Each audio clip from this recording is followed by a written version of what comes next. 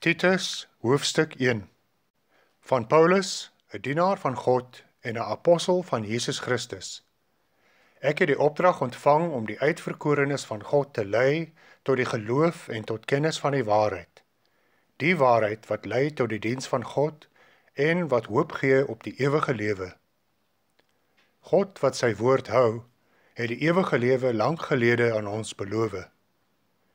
Nou het hy op die bestemde tyd sy woord bekend gemaak, deur die prediking wat as opdrag aan my toevertrou is, deur God ons Verlosser.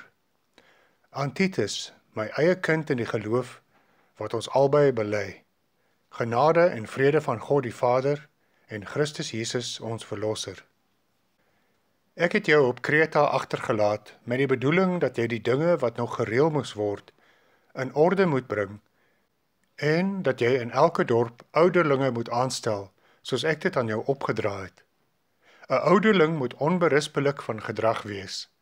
Hy moet aan sy vrou getrou wees, en sy kinders moet gelowig wees, en nie die naam hê dat hulle losbandig lewe en teen gesag in opstand kom nie.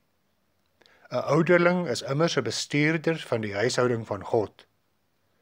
Daarom moet hy onberispelik van gedrag wees, nie aanmatigend en opvleend nie 'n dronkaard of 'n rusiemaker of 'n soeker na oneerlike wins nie. Hy moet gasvry wees, lief vir wat goed is, verstandig, regverdig, vroom en selfbeheers. Hy moet vashou aan die betroubare woord waarin hy onderrig is. Dan sal hy in staat wees om ander met die gesonde leer aan te moedig en die argumente van teenstanders te weerlê. Daar is baie, veral onder die bekeerlinge uit die Jodendom, wat in opstand kom teen gesag, wat onsin praat en mense verlei. Hulle mond moet gesnoer word. Hulle bring hele huisgesinne in beroering deur dinge te leer wat nie toelaatbaar is nie, en dit is net om skaamteloos geld te maak. Een van hulle mense, hulle eie profeet, het gesê, die Kretensers is altyd leenaars, ongediertes, lui vrate. Hierdie getuienis is waar. Daarom moet jy hulle streng teregwys, sodat hulle gesond kan word in die geloof.